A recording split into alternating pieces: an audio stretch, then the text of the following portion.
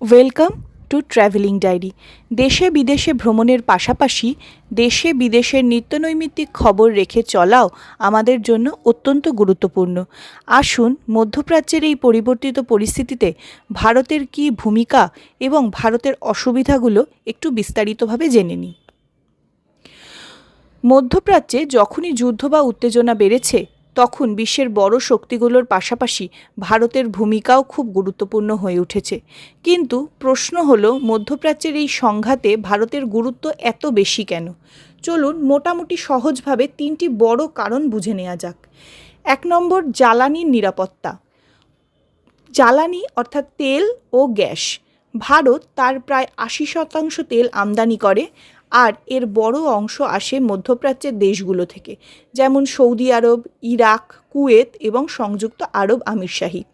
যদি মধ্যপ্রাচ্যে যুদ্ধের কারণে তেলের সরবরাহ বন্ধ হয়ে যায় বা দাম বেড়ে যায়, তাহলে তার সরাসরি প্রভাব পড়ে ভারতের রাজনীতিতে এবং একদম সরাসরিভাবে ভারতের সাধারণ মানুষের উপর।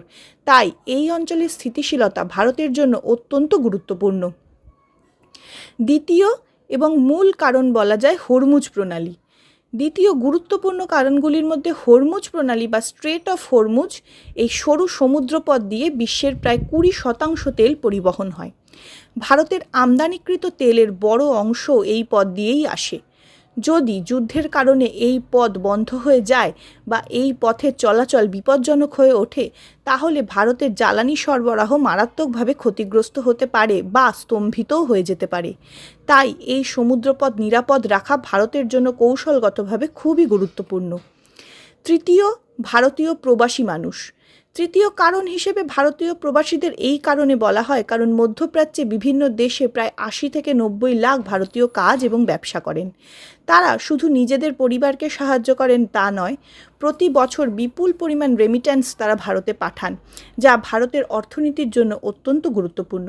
যদি বড় যুদ্ধ শুরু হয়, তাহলে এই প্রবাসীদের নিরাপত্তা ও দেশে ফিরিয়ে আনা ভারতের জন্য বড় চ্যালেঞ্জ হয়ে দাঁড়ায়।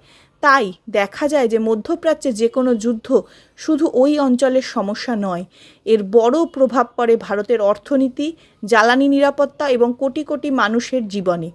এই কারণে ভারত সবসময় চেষ্টা করে কূটনৈতিক সমাধান এবং শান্তি বজায় রাখতে, কারণ মধ্যপ্রাচ্যের শান্তি মানে শুধু ওই অঞ্চলের শান্তি নয়, বরং ভারতের জন্য অর্থনৈতিক এবং কৌশলগতভাবে স্থিতিশীলতা।